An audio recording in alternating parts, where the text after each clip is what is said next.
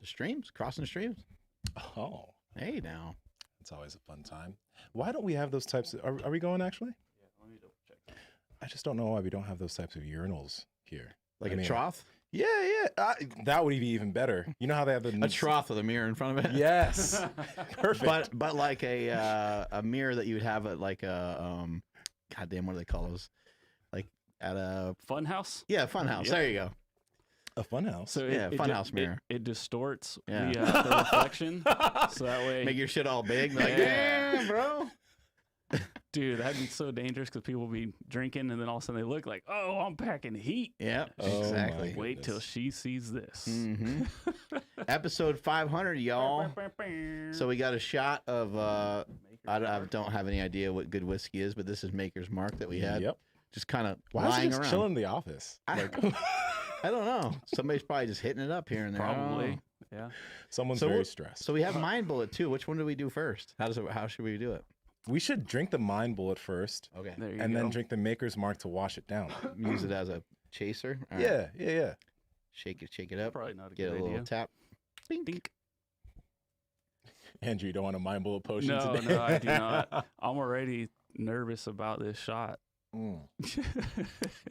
Yes. Andrew gets nervous over drinking a protein shake. Yeah, if there's too much, I don't know, some weirdness in it. All right, hold on. Let me go over there. Mm-hmm. Come on over, buddy. Oh, we're on YouTube. Come on over, Daddy. You see, yeah, I got to start calling him Daddy again. I think that's never going to go away. 500. Kabing.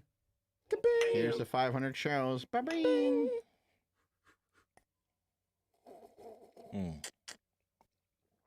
Wow. Woo. I'm going to sip this. Yeah, I didn't want to down the whole thing. I didn't know what was going to happen. Come flying out of my nose or something. I'm a massive lightweight when it comes to alcohol, as everyone in this office knows. Everyone in this office knows how I am with alcohol. It's funny. Yep. Wait, so your feelings about me? So now I'm not sure where I stand. What? What are you Wow. talking about? You don't Oh, my remember. God. Okay. What did you do? All right. What did I do? What did you do? It wasn't me. It was you. It was what you did. Uh-oh. I don't Yeah. know what I did.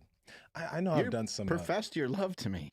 oh, yeah. Well, we've all known that. Oh, okay. I did it to Andrew, too, the other day. Oh, okay. But it's not. Stephanie gets so mad at me So when it's I not do just that. from drinking. No. Oh, okay. I mean, yeah. I've had a conversation with Stephanie. She's like, you need to stop talking to my husband like that. I'm like, what am I supposed to do? He's daddy. And he loves dirty talk. And he loves it. You know, Yeah. he has been a naughty boy. I mean, what are we gonna do? And someone's got to spank him, right? I mean, right? Someone has to. I got to discipline this guy. Shit, right? Oh, Yeah. boy. Yeah, Andrew was working out for 4 hours this morning. That was I don't know rough. what's going on with that. Behind the mic. There Yeah, are going to be that's- some people that just hate that. Oh, yeah, just Right? burping into the... fuck it. It's 500. Oh, man. In the description, I'm like, yeah, we only got canceled a couple times, but we made it to 500. We did. We did. We got put into the Real- shadow realm with the algorithm for a Yeah. few times. Real talk, though, that one shot's going to fucking... It's going to crush me. You're going to be I'm going to fine. be so hammered. No. No, Speak you're gonna feel positively. You're going to feel great That and is, hammered. that is a positive thing. I haven't yeah. been drunk in a long time, and that's Oh. going to really get That's me. true. Ooh, the heater just turned on. Shit. How about you? When's the last time you partook? In, Got like drunk or just drinking? Period. Well, you and Andy drink wine every now and then. Uh-huh. But like, when's the last time you've been like drunk? Even though we're not going to get drunk here, but when's the last time? Yeah. I haven't really been drunk much in my life. I've Good. been drunk, like to the point where I felt sick. I think like once or twice. Mm. That's about it. That's great. And then like where I've been like, I guess like way over the limit, like definitely shouldn't drive type of thing. Maybe 10 times or so. Like it hasn't been that many. Like I do like to drink. I do like to have some drinks, but Yeah. I have like a little bit of a governor in my head where I'm like, that's perfect amount. Like I feel Yeah. pretty happy. And for some reason I've been fortunate to have that thing to shut it down, where some people are like, I want, more. And for me, I'm able to stop when it comes to alcohol anyway. That's good. On my 21st birthday, have I ever told you guys this story? Uh-oh. It's a short one. It's a short story. So a few of my buddies were like, let's do something, man. Let's do something for you. Went over to the house. They gave me this drink at the beginning of the night. They're like, just drink this. I drank it. It tastes like juice, just sweet, like juice. I was like, that was good. That's dangerous when it tastes good. Bro. because about an hour later, I woke up in the emergency room in the morning. That's right. I did hear about this. Yeah. Dehydrated or some shit? They spiked it with like they put a lot of like Oh. different alcohols in there that blacked me out. Wow. Apparently, I drank this around like maybe 10 or 11 p.m. And apparently, I got picked up by the ambulance at like 3:30 a.m. And they said that I was shirtless, writing on a. I was writing some stuff on a whiteboard, like doing a presentation. But I was just like out. Was it like your workout like training program for that week? It was something on sales. It was something on Oh, sales. nice. Yeah, but yeah, That's and then I woke amazing. up in Trying the to get hospital. everybody to join your pyramid scheme. Actually, I think that's probably what it was. That's awesome. Yeah, You but had the confidence to invite everybody in. Yeah. that was the one time I've ever blacked out from alcohol. Yeah, I Never remember. again. I remember waking up and just having like tons of mustard all over me Are you because serious? my friends were fucking with me, and they're like, they kept telling me I needed to eat because I got pretty drunk, and so they were like giving me food, and I'm like, I hate mustard. Like I just remember saying I hate mustard, and then waking up with tons of mustard all over me. I'm like, what do these fuckers do to me? You know? Oh, that's fucked up. Yeah, I think Oh they my just gosh. put mustard on the sandwich or something that they gave me, but Yeah, Mm. every time you get way too hammered, there's always the drunk expert that knows exactly what you need. It's like, oh, fuck, I didn't know you were a doctor. Cool. Yeah. right. Like, no. If there's Shut anything up. that would be great for if you do heavy drinking, which on this podcast we talk about health and fitness, so that's not you. Electrolytes. I'm just actually being real. Like, keep some electrolytes on deck during the night so you don't get actually dehydrated. good Yeah. move. You probably won't have a crazy hangover the next And morning. drink some damn water. Yes. You know? Yeah. Keep that flowing so that way you can enjoy a couple drinks and be okay-ish enough, Mhm. to not go Yeah. haywire. Nah, bro, I don't want to fill my body up with anything other than alcohol. I would hear shit like that all the time and be like, okay, I guess I got to step up. Fuck. I've But- been lucky. I've never fallen into the trap of really being that into alcohol. Mhm. Either you guys, you ever like have a time period in your life where you drank every weekend for a while, or drank multiple times a week, or anything like that? I saw myself slowly falling into that when I was in college. Like I was like, this is becoming a little bit too often. It's becoming a little bit too normal. I need to back off. Like that was the time I really caught myself because I was Mhm. like, yeah. I played college soccer, so parties were happening all the time, and I was like, this is a dark road. So Like everything is a celebration. You're like, I don't think it has to be every time. Every little thing to celebrate, you celebrate, and even when there's not a celebration, it's just Thursday, and you're Mhm. pumped, yeah. and you're like, let's get drunk, and Mhm. it just kind of doesn't make any sense anymore. I remember when I first met my wife, she loves a drink, and she partied all through college and stuff, and she would tell me like every story she would tell me, and I was worried at first. I was like, what? I was like, what is the deal with this girl? She's like, we were so hammered, like a story would either start that way or end that way, Yeah. and I was always like, huh? Yeah. And I just have a way different experience, way different background. I just Mhm. haven't been drunk that many times in my life, so I don't know. It's nice to have a partner that balances you out though. At the Mhm. same time, you do need someone. You don't want somebody that's the exact same as you, because that probably wouldn't be great. Yeah. I'm imagining actually, if there were just like you and a female version of you, that would be like the most, I don't know, that'd be like so calm and weird. Have you thought about this before? I'm thinking about it right now. Thought about getting with himself. Female Mark. Oh, I thought female Nsima. No, I said, what do you think I said? I said him and a female version of My him. bad. Got it. I know me and a female version of me, that'd be like the most boring thing ever. Like, All you guys would do is just lift and eat, we would eat Piedmontese steak. we would lift, eat Piedmontese steak. I'd be a slut if I was a female. I know I The would female equivalent. be. Yeah, I would. Yo, be. Why not? Right? I mean, let's be real. It's very Once you get out, men are like we are such dogs that like a woman can get whatever she wants. Let's just be real. yeah. Yeah, there's like an ample amount of choice because Because we're gross. we're gross. But let me ask you this: this podcast is going somewhere else. I'm already Have you ever hammered. This sucks. have you ever thought about like Get a grip on yourself over there, Andrew. I can't. Come on, control your world over there. You guys are already like you're on a boat right now. You're just going back and forth like this. and we had a mind bullet potion, bro. Like, yeah. Well, I didn't tell you to do that. and I had 3 mind. I had 3 mind bullets on the prior podcast. We're not doing so well. This is extra. But no, okay, real talk. 2 minutes. Have you ever thought about what it would be like being a woman, you know? Because they have like, I mean, I think immediately as a man, the first thing you think about is what does like sex feel like as a woman? Because apparently they have so many more like nerve endings down there and stuff, yeah. receptors. Like that stuff's amazing for them. Like, I think I'd probably be the same thing. I think I'd be a slut if I was a woman. Yeah. Yeah. You know? So I'm just being real. Andrew's Probably into feels it. so good. Well, I mean, once you get out of high school, you're kind of like, it's okay. Like if you were like the slut or whatever, it's like nobody cares. You know what? And let's okay. I'm gonna pull back real quick because We don't want to get in trouble. let's be a little bit PC here. It's also possible for men to be sluts too. Well, this is not a word that we're putting towards women, just because when women are sexually promiscuous, they're always called sluts. But when men are sexually promiscuous, it. they're players, right? Men can also be sluts. So, ladies, if you are listening, we're not calling you sluts. We're just saying that we would be sluts if we were you. That's all we're saying. You are better than us. You are better than us. Oh my We're God. promoting it. We're in favor of it. I am That kind of thing. I'm sweating too. You're sweating. I'm sweating. That's why I'm like keeping space between my body and my shirt. The alcohol is just coming out. Andrew's like totally fine. I'm dying over here. People are gonna be like, why was there so much like weird ambient noise in that podcast? Like our engineer got It's taken just out weird. early. Wait, do you still have the heater on in this room too? No, so it actually did click on because it's got a mind of its own, but I turned it off just now, so I'm it, gonna let did, it this didn't it didn't fully turn on. So There's still some shit left in here. I'm gonna let it chill for a I second. know there's like a good amount of it too. I don't know who poured these. But You Jesus did. Christ. Oh, maybe. but he had to finish the bottle, so Oh man. Maybe it was me. I want to say that came from Chris Griffin. Yeah, Yeah, I think it so. was.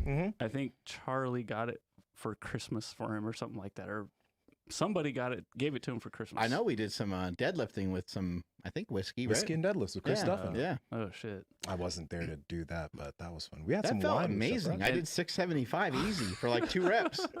Wait, I was how, like, damn. And then how tipsy were you? Do you think when you did that? Oh, I drank a lot. That's so dangerous. Chris was like, it's not really meant to be done that way. Oh, I drank a fuck ton that day. It was crazy. Oh my god. and then you guys got hammered with Chef Rush. Yes. Oh, yeah. The And wine and Nsima lifting was was- fun. Was loose. Chef Yeah. Rush is great. That He guy's is. amazing. He is. He's so large. Remember It's how many insane. fucking push-ups we did? Oh my god. Somebody did a YouTube video about they like kind of calling him out on sleeping for like 2 hours. More or plates, something. more dates. It was Derek. Okay. Derek Yeah. did that. That guy's been churning out videos like Yeah, he he's churns out these crushing it. long, great videos. Yeah, he's he's- really good. He's crushing it. We got to get that guy on though. Yeah. That'd be Yeah. fun. That would be fun. He's in Canada We'll get too. him. We'll get him. We'll get him at some point. Yeah, I know. I think we Oh. have tried to contact him, but because of like the quarantine or COVID stuff, he would have to be like when he went back to Canada, he'd have Uh-huh. to take like 2 weeks or whatever Oh to my quarantine goodness. or whatever. Yeah. And so he was like, I'm just not traveling anywhere. But I think at least just getting him via Zoom or something would be a good start. Yeah, that'd be a good start. But getting him here to lift too would be great because his shoulders are they both have a mind of their own. Yeah, he looks pretty. He is a jacked man. He looks pretty jacked. I love that there's more great information on the internet, like coming from people like him. Mm-hmm. Obviously, we've had a ton of great guests on the show. But I think I sent you the clip of him talking about Dana White. Yeah, Have you seen some of that, Andrew? I saw some I of have it. not. No. Dana, there's so Khabib tried to announce his retirement and Mhm. no one cared. All they cared about is how jacked Dana White looks in the pictures because Dana White's like got his arm around him or something. And he his does look pretty Freaking- jacked. His fucking forearm is like riddled with veins, and he's just standing here like this. But people Yeah. don't know Dana White's always been like a bro. He's always been like, first of all, he's way into martial arts. He's not just the president of the UFC randomly. He is a huge fan and participant in martial arts, and also to me it looks like an East Coast guy that like just bench presses all the time. yeah, He kind you're of right. Yeah, You're right. He has that look, and he is from Boston, Massachusetts, I believe, and I think he is a guy that goes and bench presses all the time. So he is someone that has gotten out of shape before, and I think people were all over him for that shit. And now that he's gotten into shape, everyone's like, "Oh my God, he's on PEDs," or like, "What is he running? He's on growth hormone." Mm-hmm. Well, I mean, shoot, like when you're the president of the UFC and you're friends with Joe Rogan, like, what do you expect? You're gonna get jacked. You know what I mean? What they sell the UFC for? Like $400 million or something like that, right? I think was it million or billion? I think they sold it for like 4 I'll Google Wait, it. whoa, Well, they did sell it for a few billion, but I think Yeah. that he actually walked away. Like, he's Oh, still got part it. of it. Yeah, yeah, But I think Okay. he made like $400 million. yeah, he made a shit Jesus. ton. Yeah. All right, I might be making that up. We'll take it. Well, it was a lot of money. That's all we know. And Yeah. at that point, There is honestly, like when you get into the hundreds of millions, does the next 100 really make a difference? I mean, let's just be real. I don't know. Like 300 versus 400 million. That's a lot of fucking money. Yes, it is. It's really an enormous amount of money. Let me ask you this, That's Mark. private jet So money right Dana there. White reportedly made $360 million There we go. off of the $4 billion deal, which is crazy when you think about. Never mind. Whoa, when you think about what? Don't stop there. All right, well, I'm going to get nerdy. Xbox and Microsoft just bought Bethesda, a video game studio, Yeah. for $7.5 billion. Mm. That's video games. But that's the thing. Like people, I think it's people still don't realize how big of an industry video games Yeah, is. no, they don't. But that's what I'm saying is like UFC, the biggest anything. So everybody that like shits on video games, it's like, hey, Video For games are open. almost double. Yeah, video games are open to almost every child that has access to a television, right? A phone, a tablet, like Yeah. Right? Yeah. Yeah. Video games are open to almost, whereas UFC is like, it's a particular thing. Mm-hmm. There's a lot of people that are still turned off by it. Got I it. know the UFC's Yeah. done a good job with their brand, and they've done a great job, Joe Rogan and many others, to where now they're teaching you like, oh, well, these guys are doing jujitsu. These guys are doing this, this, and this. And this is actually a skill, and these guys are actually professionals. This is different than just seeing random violence, at a Mhm. bar, although it might look the same sometimes, right? Yeah. Like, you might just see someone just walk up to someone else and clock them, and that does happen in UFC here and there. But the thing I've always loved about the UFC from day one, from watching like UFC 1, was the fact that it was an organization, and the fact that like you're going to take these skills from this guy being a wrestler, Mm-hmm. this guy being really good in judo, and we're just going to see what happens. Because when I was a kid, everyone always used to talk shit, and they're like, I would fuck that guy up. And it's like, I don't think you like martial arts is different than just like you thinking that you're tough. I think that guy has an actual skill set that he practices all the time. Mm-hmm. Anyone that thinks they can just walk into some jujitsu and start tapping people out randomly without ever learning it's very illogical. I can't imagine a situation. I've done just a little tiny bit of jujitsu. I think I did it for like a month, so I don't know a ton about it. But what I remember is that if you don't have any experience, you're not going to be able to really do much of anything to anybody. Mm-hmm. It's really fucking hard. Oh yeah, it didn't matter when I started. It didn't matter that I was 270 pounds and strong. I was still getting tapped out by like the blue belts. Blue belts is, if you guys don't know, blue belt is the second belt in jiu-jitsu. So there would be blue belts that were like 180 pounds that were tapping me out, and black belts that were super light that were messing my life up. Like it doesn't matter. At how that strong point, you are. went in with a 755-pound deadlift, Yes, I did. and it just Didn't matter. It Now- was just a little bit more difficult for them to do. It, Right. But it's still, they still got to where they might have wanted to took them be. longer. They might have tried to do stuff to your arm, and they might have learned that that's not an area they can really get to. So maybe they Mhm. can get to your neck, or maybe they can get to other areas of you, right? Yeah, absolutely. But they still messed me up. You got a pretty big neck though, too. Yeah, it's nice and sizable. It's thick. Mm-hmm. You know, have you ever seen those weird? Okay, who was it that we had on that was like, I got in a neck competition? Oh, that was amazing. That was Tom Tom File. File. Tom File, bruh, have you seen those like nextograms? No, nextograms are a thing where they post like buff necks and it's like oddly sexual. Oh, I love that. Yeah. That's like the power bears, like where they.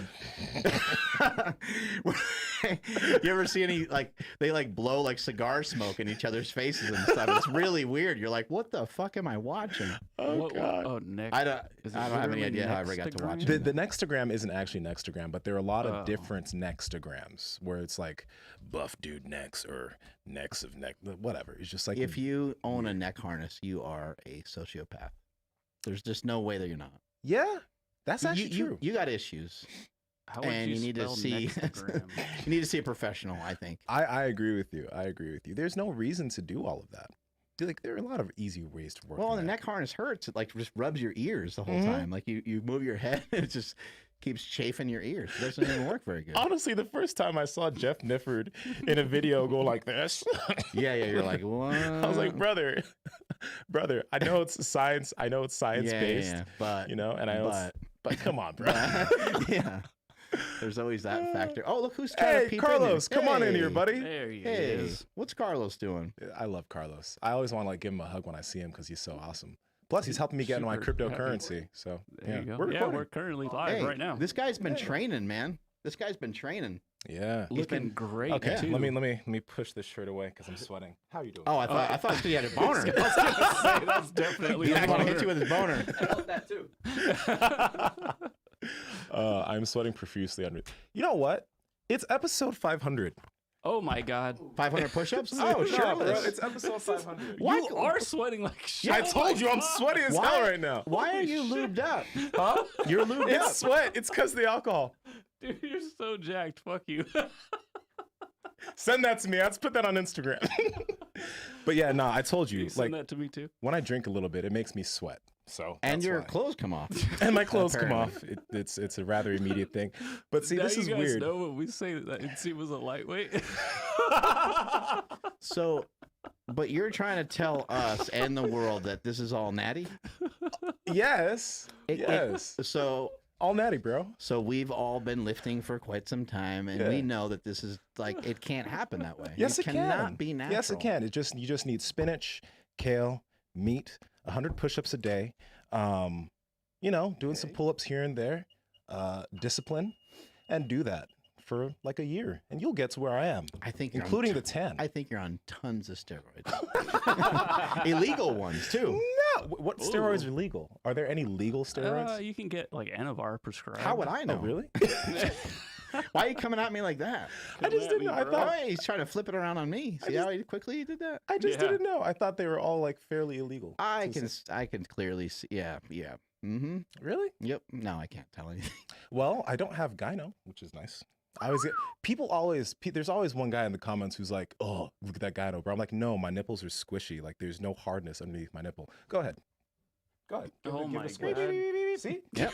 It's like there's nothing weird underneath my nipple. Shit It got felt- sexual quick It felt great, but now I got to do the show with an erection. That's not gonna be easy. It's not a big deal. again. Or Not it that is a big. big deal. or wait a second. Oh man. Yeah, I don't know what the point of this show is. Well, we did have a topic said we were initially. gonna look No, back I meant at- like in general. Oh, period. So why are we just doing this? Mm-hmm. Oh my god. Actually, I had a question for you. Uh-oh. I've wondered if you've ever, like, you definitely, I guess you've thought about this, but everything that, like, it seems that, like, what you've done has always had, like, a purpose of bettering people's lives, right? But you've also managed to make a great amount of money. Now, when you see that, like, Dana White, $400 million or whatever, have you ever had, like, has there ever been a monetary goal there, or has it always been purpose driven? Like, you just want to do this, a bunch of money will come, that's not the biggest deal, but you just want to make this different type of protein shake, like the steak shake or these supplements, because it's actually going to be the betterment of people's lives. It's actually different. And because of that, obviously money is going to come in. Have you ever had a real monetary goal though? I would say first, I'd say, impact a lot of people's lives, and you'll be able to kind of get whatever you want. Yeah. Just in general. And that doesn't necessarily mean like money, but if you are assisting people and helping people, and it's something that as a result, you really enjoy that a lot, you'll do it for a long time, and you'll probably end up being pretty good at it. In terms of actual money, like as soon as I made the slingshot, like literally surrounding a month or so after I created the actual product, I thought, I was like, this is like at least a $10 million idea. And this is something that I will, I was like, I think that my wife and I can get it to like 5 million on our own, but I don't know what else I'll be able to ever do beyond that. Cause I don't know what that means to have a company that's, that's growing like that. So, those were some initial ideas. And then, I've had a lot of other numbers dancing around in my head, but like, there's specific numbers that I have had in mind of what the company could potentially do and what it, but it's all like, the reason why I'm not saying a number is not because it's like private necessarily. It's more so because, the number itself doesn't really matter. It's just the potential of what I think it can do. And that's always been in my heart, and we haven't reached that number yet. And it's been really weird. That's why I've been so excited about some of the new stuff that we have going on, because I'm like, oh shit, like I didn't foresee a lot of this stuff coming down the pipeline. Yeah. And I'm like, this will take us there and then some. And I said in our meeting the other day, I was like, I kind of underestimated what we're going to be able to do, which is really an amazing feeling to have the people in this building that care about this business so much, that love this business so much, that are excited about the grind of it all. And it presents a lot of challenges, and to do this day in and day out, and to be here all the time is not always the easiest thing to do, even though it might be something that people like, it might be something that people love. It's still hard, and you still end up dealing with a lot of different personalities. And we are a family, and just like in any family, you end up with hurt feelings, and you end up with misunderstandings, miscommunications, and all kinds of things. So, but I am excited about some of the stuff that we have coming up in the future, and I think that will get us to that number that I was talking about. It's all very odd that I wanted to, like, quote unquote retire, which I still don't know what that means. But at 45 and I'm 44, and all this is happening right at the same time. So I'm like, that's really weird. Like it's all happening like approximately around the time that it should allow me to kind of check out of some things coming up. But my guy, what does retirement actually mean? Because like you said, like you just mentioned, like you're not even sure what that means. But for you, I mean, I don't think I understand the extent to how much work you do here. But at the same time, it's like, what do you actually do here? No, like I know it's a lot, but at the same time, it's like, it seems that like you're doing a lot of the things that you like to do. There's probably some aspects of this that you're like, oh shit, right? Right? A few, but when you would enjoy a majority of it, then what does retirement look like? Because retirement for a majority of the population is, I'm leaving a job that I'm very good and happy leaving, right? But when you think about like totally leaving this, does that ever even happen? So I liked social media as well. I actually like love social media. The business was grown off the back of social media. I was on MySpace, I was on Facebook, I was on every single thing that you can think of, promoting powerlifting, and then later promoting products and things like that. And YouTube, my YouTube goes all the way back to 2007. And, I've been excited about a lot of these things for a really, really long time. But in talking to a lot of different friends that were executing really well on social media, and just recognizing that they were not happy. They were like noticeably sad, if I could put it into those terms. And I was like, I'm like, whatever that is, I'm like, I don't want that. Even though they are doing well monetarily. Oh, they're kicking ass in everything possible. Like they're crushing it in everything. Yeah. They're crushing it in business, and they're crushing it on social media. And by all accounts, it looks like everything's going really, really good. But they're not happy or that satisfied by that. And I'm like, oh man, like that's the direction I'm probably gonna, I could potentially fall into that same pitfall. And so even though I liked social media, there was other aspects to it that I didn't. So I wanted to move on from that. Same thing with business is I want to not necessarily move away from business or move out of doing any business. Retirement doesn't also mean that I don't ever do any work. I'll still be working and doing a lot of stuff, but I think the stuff that I do now, which I have some opportunities to focus on, I would just like to focus on them more. And that's more like personal development type stuff, just understanding human behavior a lot more, because I think if I can understand human behavior, I think I can help hundreds of millions of people against like obesity, diabetes, things like that. So that's sort of, and I would like to spend this, I guess this is like halftime for me. I'd like to spend the second half of my life figuring out ways to give back, even though it may appear that I give a lot because the gym is free and there's like things like that. But I just mean on like larger levels, like be charitable and I do some of that, but I'd like to explore that more and like learn more about what that really looks like. Like there's a lot of things that I don't know. Like I've never been to another country where they're like really less fortunate. I've never seen that kind of stuff up close. I'd like to experience that and just know like what, I don't know. I think it's going to be transformative for me in a lot of ways. And so I'd love to spend a lot of time doing that kind of stuff. That'd be really interesting. But I don't know how I move away from this stuff because I do love it. Yeah. No, when you said the giving back portion, I just immediately thought of like, have you ever seen, there's clips on Instagram of, there's this gym in Ghana with like all these buff dudes and that like they legit just like work out with weights outside in like this very small space. It'd be cool if there were like different super trainings in just like very like areas that people don't have access to weights and stuff. Like places in South America, places in like different parts of, I don't know, like that'd be Africa awesome. Or just like an area like Brazil, like where there's like tons of violence. Like imagine just just teaching people how to lift and having affordable gyms or so. I don't know exactly what any of it would be or mean or how it would come to be. And then even here in the United States, there's a lot of stuff to look at. There's a lot of stuff to There's a lot of stuff to work on. There's a lot of things I don't understand just because I've never lived through any of those things or had particular perspectives on certain things.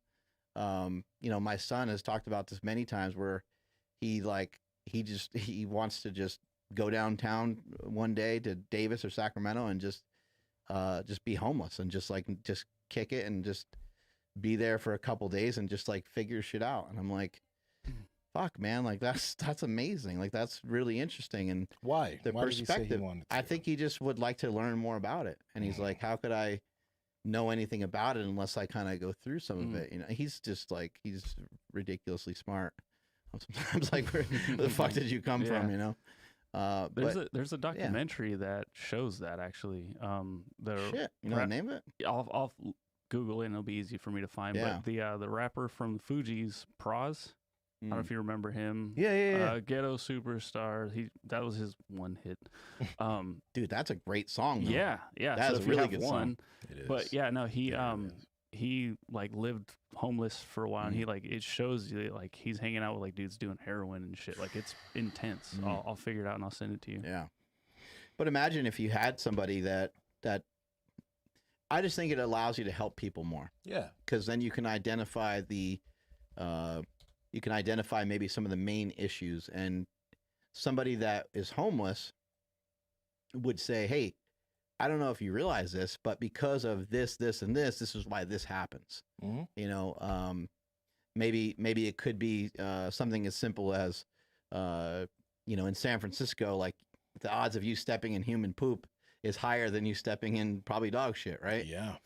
And maybe someone who's homeless could simply just point out the fact that like it's hard to find a fucking bathroom. They won't let us.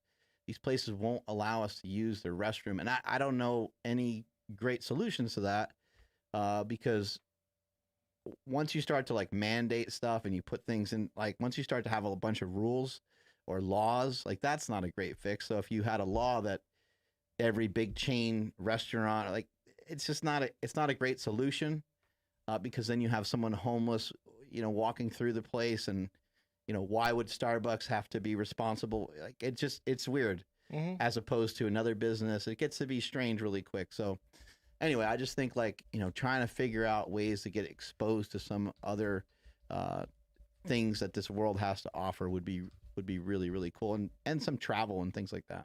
Yeah. Yeah, the doc is called just simply Skid Row. Skid Row.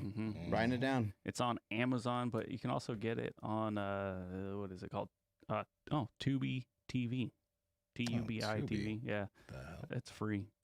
There's all kinds of free stuff on that app, whatever you want to call it. But yeah, Skid Row by Praz. I would like to also, maybe figure out a way to do something with like the education system, or participate just in any way that I can. Again, I'm not saying that I have answers or solutions, but maybe teaming up with our buddy Matt that we had on the show before, and just communicating with other people, maybe even learning more about how other countries educate if they have better options and things of that nature. Education's changing, man. But you know what's crazy? I was talking to who was, I forgot where she got her degree, but she was coming from like somewhere in Africa, and like even in China they do this too. It's like if you want to be a hello.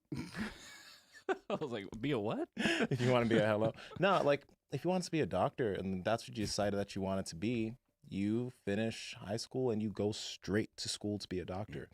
You know, I get the whole undergrad thing in terms of like, you know, doing all these prereqs and doing all these things so you can be a more well-rounded individual. But why waste time if you know what you want to be? Why spend all this money if you know what you want to be? So I guess the education system is it's gonna take more while to change as far as like I guess those professional degrees are concerned, at least in the US, like law and being a doctor. But as far as other things, people are learning all these things online, man. It's like this stuff can't keep going the way it is. People can't afford it. People, when they come out of school, they're stuck in, you know, hundreds of thousands of dollars of debt, and it's debilitating. It's demoralizing. Right. It's absolutely demoralizing. Like now you have this degree, but you have $80,000 worth of debt, and you don't even have a job yet. I think for the most part too, like I think people are more keen to just being able to have someone that can actually help them. That can either give them actionable items that they can go and do, or to kind of lay everything out for them the way that it should be. Like if you were to go to somebody about like stocks and bonds and you wanted to learn some stuff like that, like that wouldn't be I wouldn't care. It wouldn't make any difference to me. I know nothing about stock, right?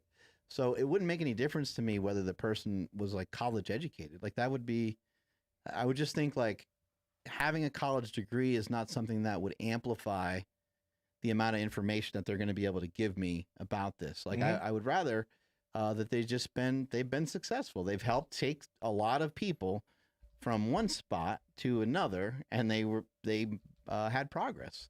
Progression is going to be the ultimate marker of success. And I think obviously like when it comes to certain things, we would like a board certified MD, right? We would like, and maybe those things, you know, could be better or whatever, but for like open heart surgery, right? Like now the stakes are a little different. Like we're not just, we're talking about life or death, you know, and obviously we don't always have a high standard, but what I'm trying to say is that I don't think going to school puts you above anybody else's standard necessarily. It just does show dedication. It shows that you put time into it. It shows that you sacrificed a lot of your time. You went to a specific, you know, college or area or whatever, and you went through all the bullshit. Yeah. You're used to dealing with a lot of bullshit is what it shows you. Absolutely. And like, again, like nowadays, I think that's what thing a lot of people are realizing. It's that like if you spend time to educate yourself on a certain thing and you make changes for quite a bit of people, you can build a business online with that. Like you don't need a degree for that. Right. For a majority of things, like you don't need to go waste your time and money doing that. If you can find someone or get some videos or get some books and learn it on your own and find some people to make results for. That's exactly like how I started my online thing. Is like I worked with some people for free, got them some great results, and then moved on from there. Right? There's so many possibilities. It's insane. And it's great. Just take that risk. Yeah, my nephew, I was talking to him because he was doing the college thing, but then once pandemic started, you know, everything went online, and he just kind of like he was getting all the like the lameness of college without the funness. And so now he was like, yeah, I think I just want to do something hands-on. Like he's so tired of doing virtual everything. He just wants to do anything hands-on. So he's like, yeah, I was thinking about like mechanic or like some kind of like, you know, whatever. And I'm like, well, the cool thing about all of that is you can go do that right now for free and figure out if you like it or if you don't. You know, you don't have to go to school, get in debt, and because he was talking about trade school. Yeah. And I'm like, you can just, I don't know, find somebody and be like, hey, I'll go work for you for free, right? You know, whatever you need. I'll just, you know, hand you tools, whatever it takes. And it kind of like, he didn't really like get it, but still though, like that's like, you can not easily, but you can definitely do that and figure out if you like whatever trade that is without getting yourself into all that debt. That's why I love all the guests that we end up having on here is because if you listen to this podcast for a minute, there is no doubt that you realize that you can educate yourself on anything or pretty much anything. You could find the resources for it and you could do something with it. Because we've had so many guests that have done exactly that. Like, I think the first person that comes to mind is Bedros. Like, geez, and it's like it's extremely possible. I think like getting into the self-development rabbit hole is something that everybody needs to do early on. You know, I'm lucky I got into it in my early 20s, but I feel like I wish that someone taught me that type of stuff when I was a teenager. It's easy to look at that stuff and kind of think like, oh, it's kind of bullshit. You know, let's look at like Tony Robbins type stuff. It's easy to, but it's if you can just be more open-minded, you have to recognize that Tony Robbins is going to say a lot of shit that you can apply to your life. Gary V, like for some people, Gary V might be too much. He might yell or he's going to have a lot of valuable stuff. CT Fletcher is someone that's fired up and excited, and he's going to call you a motherfucker, and he's going to tell you it's still your motherfucking set. Yeah. Some people love that, and some people are like, ah. But again, David Goggins. David Goggins always fired up. He seems like a complete psychopath. But just imagine if you can apply some of the things that he says. Like, is there any truth to? I mean, this kind of idea went very viral, and I don't know if it, you know, he's the first guy to come up with it, but he basically just said like most people will go about 60% on stuff if you really think about it and you really look at it.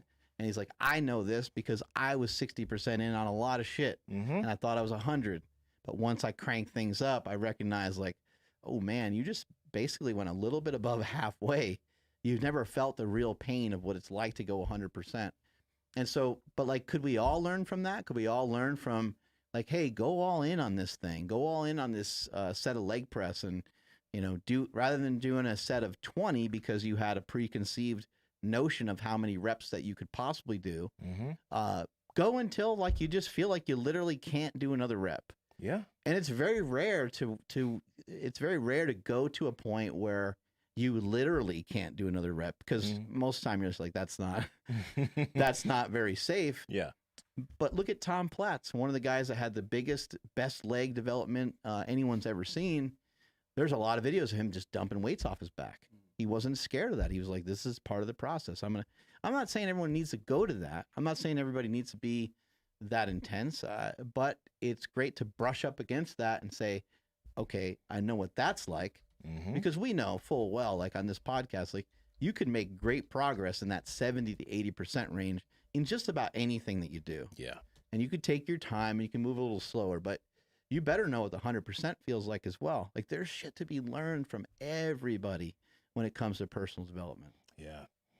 And I think like one thing is that maybe as far as the gym, right? It's a good idea to learn where your limits are, but especially with anything that you're trying to do right now, as far as like maybe entrepreneurship is concerned, or maybe your business or something you're trying to start, I think it's just necessary to go as hard as you can for a bit and just see where it can take you. Because one of the biggest things, and this has been a problem for me for a very long time, is like it's the big fear of like, what if I do all I can and it's not enough? Like, what if I actually put in the effort I know I should be putting in and it's still not good enough? I think a lot of people, they're not just scared of failing, but they're just scared that their best can't meet the expectation of what they're actually supposed to be doing, right? So that's just something that you got to do, though. What about just examining that further? Like, imagine if you had a thought and you're like, all right, I'm going to start up this new company, right? But you get 2 or 3 thoughts down the line, or maybe you mention it to a friend or significant other, and they go, yeah, but what about, and you're like, oh shit, I didn't really, that thought kind of festers and it lingers, and you're like, oh, well, yeah, I guess they're right. That would be too hard. What if the second that you thought something was too hard, not necessarily that you just go the opposite way, but you just sat down and thought about it a little bit more. You just decided like, hey, you know what? I'm going to write out some pros and I'm going to write out some cons. Yeah. Let's just say you wanted to flip everything around and just be a professional bodybuilder, and you wanted to like Olympia status bodybuilder, right? Yeah. You could sit there and think about like, okay, that would be way too hard. That would pull a lot of time away from everything else I do. Am I willing to give up jujitsu? Am I willing to give up maybe even podcasting? Because maybe you just feel like you just got to spend more time doing whatever the fuck it is you'd be doing to be a really high level bodybuilder. Do you want to make those other commitments? You know, there's a lot of commitments to think about there, but at least you can kind of weigh it out and you can say, it's not for me. But you know what I would love to do is I'd love to compete again. Let me start there and see what that's like. And now you have a new direction. Yeah. With new direction, you might have some new goals. With new goals, now you have a bunch of new shit to concentrate on. Evolution favors those who dumb things down. That's exactly what I thought about. You guys are listening to this episode before we have our next guest on, but that quote right there is Eugene Trufkin. Correct, Andrew? That sounds good. Eugene Trufkin. He gave Eugene. Did I say Eugene? I thought you said Gene. Gene? No, I said Eugene. He said Eugene. You guys remember Eugene? He from called Nsima Mike, which is the first. Yeah, People have messed your name up before, but that's the first time. He threw me off because I was like, wait, what? Yeah, I looked at you. I was like, what is he talking about? But I have seen Nsima at Starbucks like say that his name was Mike. Though, yeah. Because Nsima's like too much. So maybe he was there one of those days and he thought your name was actually Mike. Yeah, when I go to places like Starbucks, I either use like the name Mike or Bo or like Steve. Yeah, very give me your full name. Names. Nsima basi itiente mekenemi usan Inyang. That is my full name. Say it again. Nsima basi itiente mekenemi usan Inyang. Wow. Yeah, that is my full cultural African What's name. the second name? Abasi. Damn. My actual name means what manner of God's love is this? Like my grandma gave me that full name, but my ID name is Nsima Usan Inyang. You know what I think's better? What? American names, and here's why. Let's go. Get canceled. You ready? Don't get canceled, Mark. No, I was just gonna. I'm joking, 100%. Good preface. My name means absolutely nothing. Like I love that yours has like deep, rich. Like you're like, oh, you know, it means this, and whoever it's got heritage, it's got some. Whoever, meaning. whoever came up with it put a lot of thought into it. You know. My name, not so much. They're probably like, oh fuck, we had another kid by accident. Mark sounds good. Let's roll with that. Does that like do the names like Mark? Does that not mean anything really though? Like in my family, there's a like family friend that has the name Mark, and so they just always. My mom always liked that, so she named me that. But yeah, my mom's middle name is Andrea. Oh, so Andrew. So Andrew. Yeah.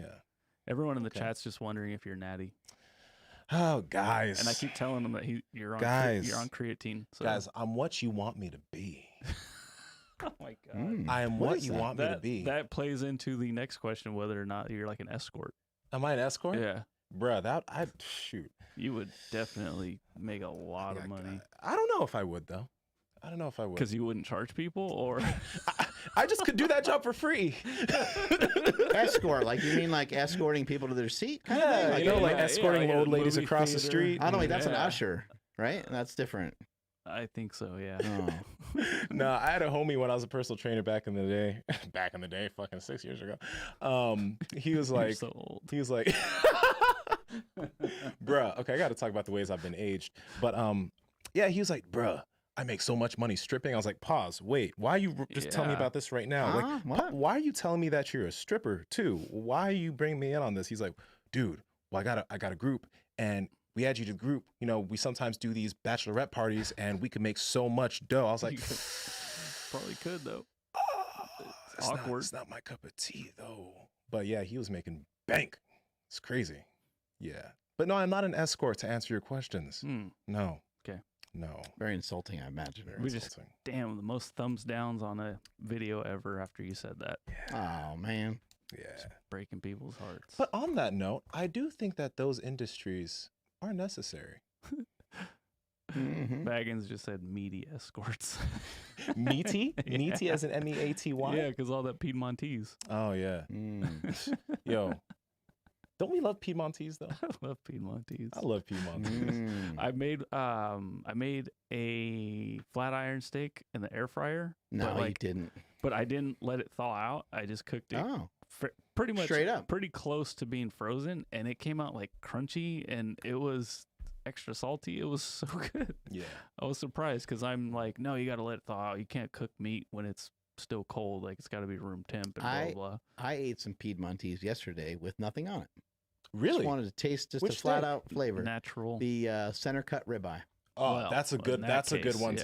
to have It on was its own. fucking awesome. Yeah. It was so good. It I, is. I was just like, I just want to try it. Like, Yeah.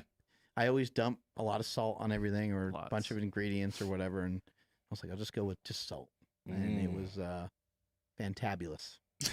Yeah. Piedmontese is good shit. Yeah, I also had some hamburger patties yesterday too. Oh my Those are gosh. so Okay. good. All right, people. Uh-oh. If you guys haven't, you guys need to go on Piedmontese website and get the Hop Dotty patties. Oh, I think Can they're like they? 70-30 or 75-25. Can they get Can they? those? They should be I'll able to. search for it. Yeah. Why can't they? I didn't know if that was like a hidden secret menu. no, No, it's there. Yeah, It's on it's on there? there. Oh, okay, my bad. Yo, though, I need you to realize what I sacrificed when I gave you those. those patties. were amazing. I understand the sacrifice you made, sir. Yes, those are so good. Those are fantastic. So, guys, You yeah. were like, oh, you could keep the rest of them. I was like, really? in the back of my head, I was like, "Fuck you, Mark." I was like, you're giving me gold right here. What are you doing? No, I'm playing. But yeah, Those are so good. yeah, you guys need to order. If you guys haven't yet, you guys need to order those patties from Piedmontese. They're amazing. Yeah. I think you felt like you had to because we were in the sauna together. Yeah, you had me in Yeah. your hot tub and you had me in your sauna. Mm. That pause, that didn't sound. I had you. We He had went into the hot tub and we went. I into forced the sauna. Nsima to do a lot of stuff he didn't want to do that day. It got to be bad. Yeah. I ate a lot of meat that night. It was Mhm. good. I was like, here, Nsima, take this mind bullet potion. Oh shit. Oh Hey, man, you got to do what you got to do to be productive. Gotta Right? do what you got to do. Yeah, and you guys gotta go check out Piedmontese. You can get those amazing Hop Dotty patties. They're 75% fat. They're incredible. It's like 75-25, yeah. Yeah, you can get those for is it 25% off? I can't even remember. 25. 25% off. Yeah. Sorry, that's the Maker's Mark speaking. Head over to Piedmontese.com. It's PIEDMONTESE.com. At checkout, enter promo code Power Project for 25% off your order. And if your order is $99 or more, you get free 2-day shipping. That was really hard to do. I can imagine. The only Holy thing I crap. had to eat today was whiskey. Really? Shit, so That's all you're you even had? worse. Yeah. I haven't Whiskey eaten and any- Mind Bullet? Yeah. I just had some oatmeal and some protein powder. So yeah, That concoction actually looks pretty good. Every That time hunger, I've had it. hunger's starting to settle in. In the previous podcast, I heard your Oh, stomach yeah. like twice. You were just like here, and it was just going off. I This saw is you about kind of like Boing, like kind of like try to massaging it. Yeah, I was like, hey, settle down over there. He's like, no. Oh man. You still been messing around with some fasting? Oh yeah, almost every day. Not today, because after the podcast, I went out and I got some one of those. What are Mark Lobliners things called? Oh yeah, those The- bars, yeah. Outright. Outright. Yeah, I had an outright bar. Those are fucking good. Those are good. But yeah, I'm fasting a lot. Yeah, almost every day. Some days I don't, but it's Are you hungry or like how do you deal with the hunger? Like are you just you're like, I'm hungry. Like you smell the food. Like when we get done with the podcast, a lot of times there's people cooking in the break room and Mhm. you just ignore it or you're I not just hungry, usually you don't ignore care. it. Yeah, I just usually ignore it because I'm used to it now. Like But a- you do feel hungry. Yes. Right. Yes, I do feel hungry, but I would also say that feeling of hunger, it's probably just because, again, I've gotten accustomed to that feeling. It doesn't feel uncomfortable, really. Like, it's not like I feel hungry, hence I must eat. It's more so I feel hungry, I'm hungry. I think it's and then it important goes to- away. I think it's important to point out, that you're always working for it. You're always working towards it. And I think that sometimes people are just like, well, he's just a genetic mutant. He's a genetic freak. But you're not, it's not like you're eating all day. Like you are making, like certain sacrifices to go towards your goals. Mhm.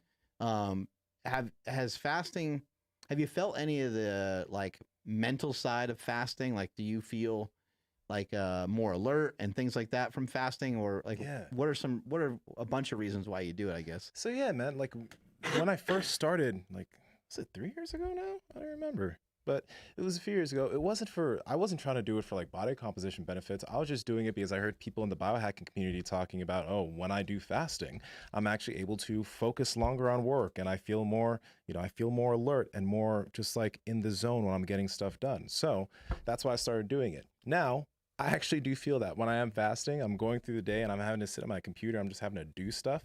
I feel more alert. I'm not thinking about food, and there's no blood sugar levels moving all over the place. I just feel calm, and I feel I can just get things done well.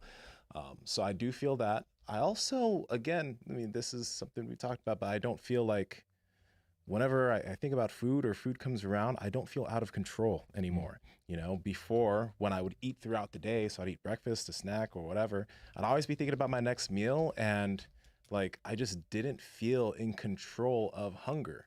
When I would feel hungry, it was a cue to stuff something in my mouth immediately, right? And I didn't like that. That's not something that's sustainable. And I think now with like, because I've done some fasting, because I'm out, like, I'm in control of when I want to eat and my actions when it comes to taking actions on hunger. I don't feel that it's going to ever be possible for me to get out of shape.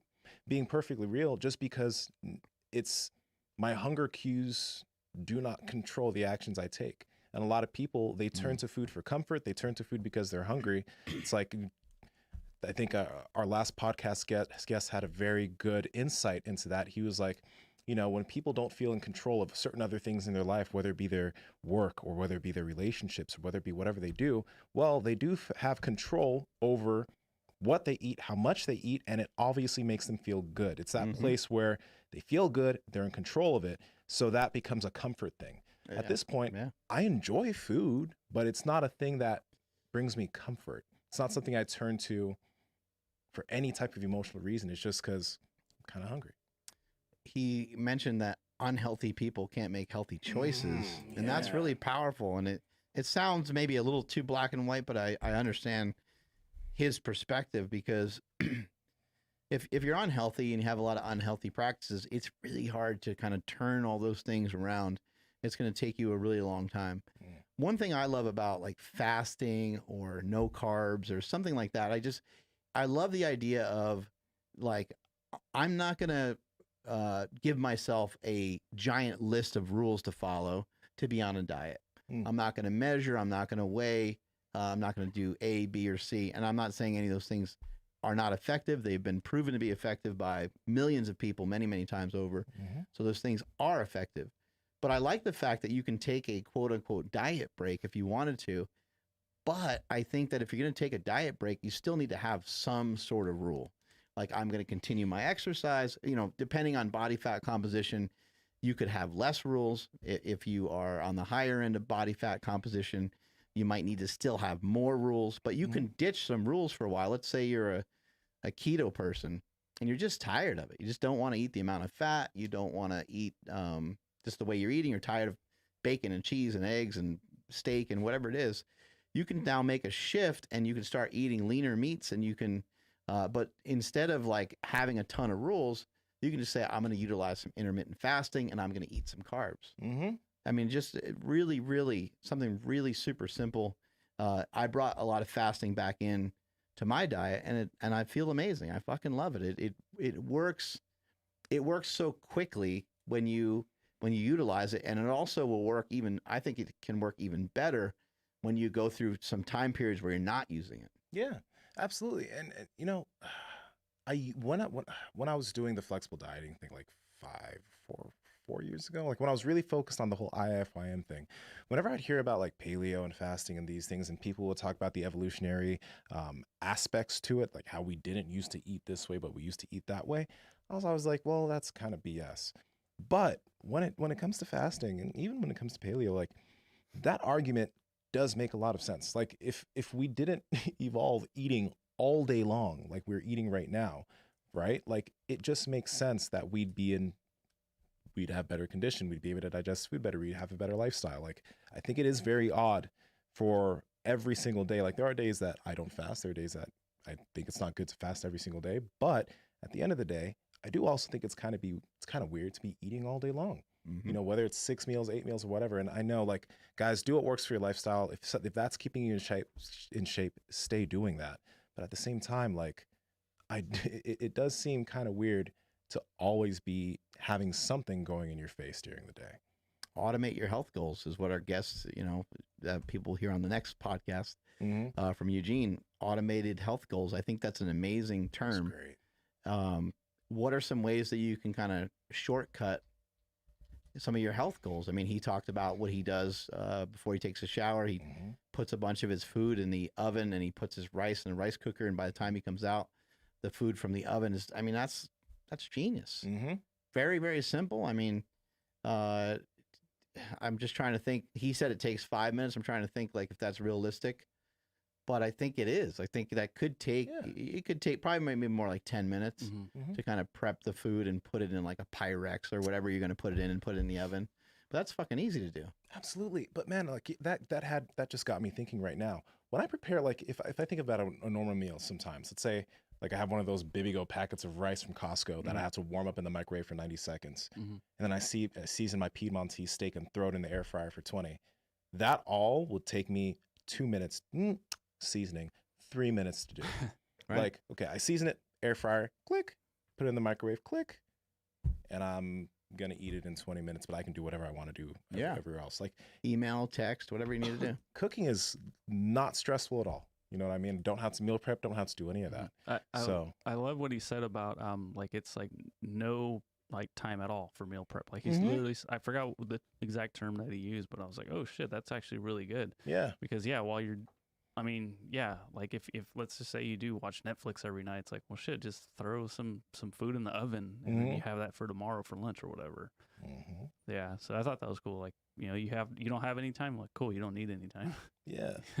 That was awesome. Yeah, absolutely. Yeah, we've been so fortunate to have so many good guests on the show and to kind of guide us, you know, to I guess to some of the things that we practice, you know. And one of the things that I've kept that I've been a huge fan of is Ted Neiman and his protein leveraging. Just, I mean, I can give you these two. I can give you these two things to implement into your diet, and you will get leaner if you practice them. Utilize some intermittent fasting, and then also utilize protein leveraging. Like, have protein be the primary thing that you're after. Have protein be the thing that you eat first. Protein forward style of diet. So even when you do come off of a fast or on a day where you're not fasting, the whole entire day, you're thinking protein feeding, protein feeding, protein feeding. Like, just don't even really think about like necessarily eating or food in general. Like, just forget about food for a second and only think about protein. Like, think about just make it like just in your own head, just for sake of like not having a lot of clutter and not being confused about what to do and what not to do. Just say that when it's time to eat, that you're going to eat protein. You can still eat other food, but do it afterwards. Be protein minded first. If you eat protein 3 times a day, if you eat at 3 and 4 and 7 or whatever it is the times, because you practice some intermittent fasting for the day, you will get leaner. Now, obviously, you could take my rules and you can force yourself to be fatter, because you could go and eat like tons and tons of food and you can have Ben and Jerry's and stuff. But that's not really what I'm talking about. I'm talking about kind of a whole food style diet in general, but you could still have some wiggle room to eat some of the things that you want simply by implementing intermittent fasting and by implementing protein leveraging. I know that we're bros, and when people hear us protein come out of their mouth, they're like, duh, I mean, obviously you're going to talk about protein, but like, it's satiating, so it helps you feel full, right? I mean, there are different types. So, I mean, if you have a steak, it has more fat, but at the end of the day, like, you're going to stop eating it at a certain point. You can't just keep eating whatever meat it is. You can't keep shoving it down your mouth, right? Whereas if you're eating a lot of carbohydrates, it's very easy to go overboard. Because like you don't get that response to actually stop eating. Like, there's a big reason why we talk about that so much. It makes dieting and it makes being in shape so freaking easy. Yeah, right? And then, you know, talking about like automating things, like people want like a diet pill or whatever it may be. But like eating more protein kind of can be that, because of the like the thermo whatever effect thing, you know, that your body thermic effect of food. There it is. Yeah, sorry, I can remember. But you nailed it. Yeah, so with like that in mind, it's like, yeah, if you just eat more protein, your body is gonna work a lot harder to try to break that down, and then you're gonna burn more calories without doing anything. I had a steak last night, and I also had a potato. I ate the steak first. I had asparagus. I ate steak, asparagus, and then I ate the potato. And I could have eaten the whole potato. But I was totally satisfied by eating about half of it. It was a normal sized potato. It wasn't sometimes potatoes like the size of this fucking table for some reason. I still haven't figured that part out yet. They do vary. But yeah, I ate about half the potato and I was good. So I got some good starchy carbohydrates for some energy to help fill up some glycogen stores and things like that. But I didn't feel the need to smash the whole thing. And I think the more that you practice protein leveraging, the more of an impact you'll see that it has. Then when I got home, because we went out to eat last night, when I got home from that, rather than like thinking of like eating some garbage or eating some sort of junk, which can sometimes happen after you go out to eat, especially when you have like salty foods, you're kind of looking for something sweet. I just had a steak shake, and I was good to go. There we go. And then that was the end, and then started my fast from there. A friend of mine sent me a picture of her vanilla steak shake this morning. She just ordered it. Those are good. Sick. Man. Yeah, Ron Penna was really pumped because he's like, you guys sent me vanilla, and he's like, there's no trick in the vanilla. He's like, you somehow figured it out to be able to get a still good flavor profile even with vanilla. So I was like, yeah, man, the vanilla and the desiccated organs. Yeah, right. But what does Ron Penna know? Well, he said in chocolate. Yeah, what the fuck's that guy know? Let's quickly tell everybody, because some people probably are like, who's this Ron Penna guy? Who's Ron Penna? Yeah, Ron Penna started Quest Nutrition, him and his wife, Shannon. And then he later on brought a bunch of other people on board. But he knows about how to flavor, Quest bars and all these different things, right? That he was creating over the years. And now he's one of the owners in Legendary Foods, which makes those Pop-Tarts and makes a bunch of other really yummy shit. They make nut butters and all kinds of delicious treats. But yeah, he was just shocked that we were able to get some good flavor with the vanilla. He said nut butter. So. Oh, got it. Oh yeah, nut butter every time. Yeah, you can't say. Yeah, it's we make nut butter. Yeah. Or Nutter Butters. Oh yeah. Ooh, those were good though. Those are delicious. Those are really good. I mean, those were good. I think they're still around. They're definitely still around. I haven't seen them in a minute though. I go to the store, I don't see them. It's one of those things. We talked about it. But now that you said that, you're gonna see them in the grocery Nutter store butter. all the time. Everywhere. Yep. You see signs all over the place. Yeah. There's a lot of boner talk in the chat room today too. Why y'all talking about boner so much? Much. Oh, people have a boner because he's got his shirt off. I guess there's so. that, but also that fasting has caused people to just have better erections. Better boners? Yeah. What's up, y'all understanding why I fast so much now, right? You get so it? You can pitch a tent all day? I think so. That somebody said is because your body's like, oh my god, we're gonna die. We better copulate we better now. Make more humans. We're gonna die. You better fuck somebody quick. Yep. Live every day of your life that way. I gotta pee really bad. When? Just go right now. Nope, not gonna do that. You got a mug. So don't end the podcast before I get back. All right, we won't end the podcast before we get back. Oh god. Is he really going to pee, or is he going to put on more makeup? Nah, he's gonna go pee. I don't know why he just won't go in the shaker bottle like I mentioned, but I guess that's all it is. That's all there is to it. Yeah, sometimes it's complicated doing that. Yeah. You know what though? I've had to do that before. Huh? I've had to do that before on a drive. Yeah, I've done that. Yeah, it's the worst. You know what's the worst thing though? All right, so there was a few times where like I couldn't go anywhere else. I don't remember what situations, but I didn't have like something that had a open cap, like not a cup. I had like a soda bottle. You know how frustrating it is to have to do that, and then it starts like spraying everywhere, and it's not. Yeah, you're like, what are the logistics of this? This is not really going to work so well. Yeah, it's not. Gatorade bottles work good. Gatorade. Yeah, they. Gatorade bottle. Gatorade bottles. Yes, might be a better option. Yeah, just empty one just around. I'm gonna keep some of those in my car. I have a question for you actually. Uh-oh. Because so I can remember the times where like earlier, especially like when I was doing personal training, it's IFIM. Like I thought I knew so much, and I was very closed off to taking out other types of information. Like I'd hear about keto, and I'd think keto people were zealots because I pay attention to a lot of name Norton and stuff like that, right? But for you, when did you start being, or have you always been open to a lot of different ideas? Like I feel like there's probably a point where you thought you knew a lot and a majority of things when it came to fitness and maybe nutrition, and then there was a point where like you shifted and you became open to a lot of things, because at this point now I feel like I'm open to a lot of stuff. I'm open to hearing whatever somebody has to say and then siphon out the information that I think is actually usmore. So I think the more that I understood, the more I realized that I didn't know that much. Yeah. Right. So just the more times I would hear something and I'd be like, oh, that's different from what I've heard. That's different from what I heard. the more times I started to hear that and also understand some of those things, that's when I was like, you know what, you should kind of open up your mind a little bit, because you got shit on lockdown and you think that this is kind of the only way. I never really thought that keto was the only way to do things. I did recognize there was other forms of dieting, but I would get like mad about it. I would get mad that somebody like would weigh something or count their calories, which is like just totally irrational. Why do I care? Like if somebody's doing something and they enjoy it or they like it or it helps get them better, Yeah. why would I be mad about it? You know, I just always thought You're actually mad? yeah, but I always just thought it was like pointless or worthless. So that's why I would be like frustrated with it. I'm like, that's a waste of time. Like, why are they doing that? But now I can say, hey, I view it as a waste of time. But that's my own personal opinion. I don't have any proof that it's a waste of time. Yeah. And if it's working for that person, they may as well keep doing it. Absolutely. Absolutely. That's why, man, I'm not going to name the name because we've had him on the podcast before, but there's this content creator who like, I like this stuff a lot. I respect the dude a lot, but I'll just pay attention. Like I'll hear what he has to say about like fasting and keto and all these things. And he's just like so negative towards it. And I'm just like, dude, how could you be at such a high level?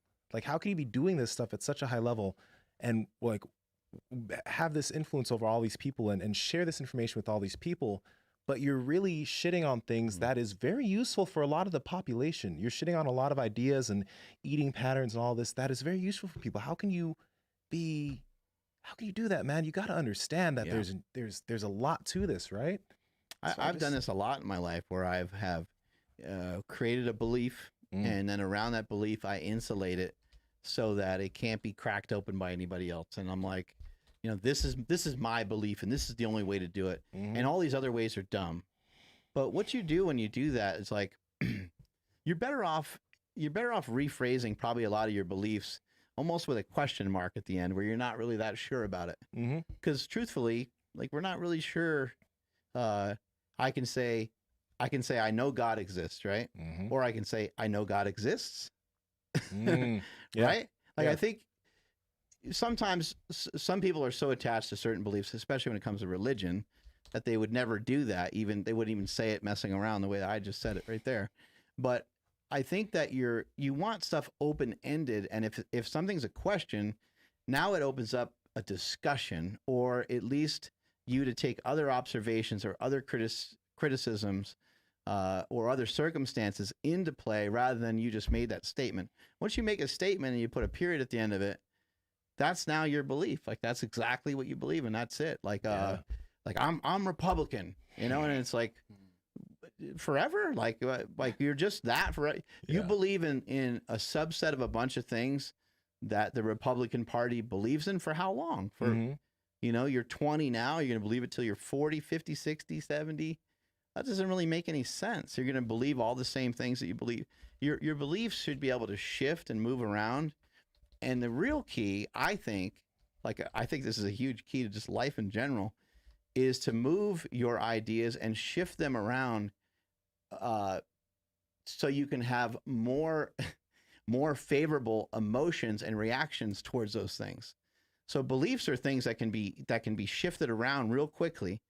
And if something's so stupid, if I could get mad because somebody's a different color than me, you know what I mean? Like, there's these things that you can think about it a little bit more, and you can start to work on your interpretation of it. You can work on, why am I going to get mad because somebody fucking weighed their food? Yeah, like that's irrational. Like, just mark for a second, just admit, is that or is that not irrational? It's irrational. It doesn't make any sense. Why am I going to impede on somebody else's life or what they're doing, or take a shit on it and say, what you're doing is wrong, when they lost 40 pounds? Like, I should encourage it and say, wow, that's really cool, man. That's friggin' fantastic. And maybe I want to shift them towards Ted Neiman's work, so they don't have to count their calories all the time. Maybe they could just make better food quality choices and not weigh and measure and do all these things. What about if somebody is, I'm talking about myself here, kind of heading in the right direction, and I want to really start to like dial things in, and I'm kind of taking a similar approach, right? Like, I'm just being protein first. But like, let's say I really want to start like cutting or something. Like, how do I know where to go from here if I'm not tracking? Yeah, for me, I would just have leaner and leaner, meats basically. And I would make sure that the carbohydrates and vegetables I ate didn't accompany, didn't have a lot of fat with them. That's the way I would do it. But to your point, if there's like, if you're trying to get like shredded, I think you need more precision than that. Yeah. Like, I'm not saying that you can't do it the way that I'm talking about. I'm just saying that like, it's probably not your best bet. Like if you were in a competition against somebody else and they said, hey, the end of April, I'm just going to get as shredded as I can. We're going to take pictures and we're going to go against each other. You would be better off having like a precise plan so that way you knew what was too little and you knew exactly what was too much. Finding that point is sometimes kind of hard. And so you just kind of guessing every day is difficult. But what I'm trying to teach people is I'm not trying to teach people anything about that. I'm trying to teach people how to like go through life with life feeling, well, not necessarily life, but I'm teaching people to go through their life and have their fitness be one of the easier things that they encounter every day. Like there's going to be some struggle to it. There's going to be some challenges to it, but your fitness and your food, I'm trying to help people just simplify that as much as they can. And so my idea of that is like, let's try to figure out how to spend a lot less time doing all those things rather than spending a lot more time doing those things, so it can be convenient, so that we are automating what we're doing rather than like spending so much fucking time on everything all the time. Yeah. Because it takes a lot of energy to do that. It takes a tremendous amount of energy and it takes a tremendous amount of like willpower to do that every day. Yeah. So the guest that we keep referencing on this podcast, the episode hasn't been published yet, so apologies if you guys keep getting lost, but he had said something about like getting your groceries delivered or whatever, like it might cost more, but like you save 2 hours or whatever. I'm like, holy shit, that's totally true. So like I Walmart.com, I just placed an order for a bunch of groceries that I needed to pick it up. They can't speak, that I need to pick up.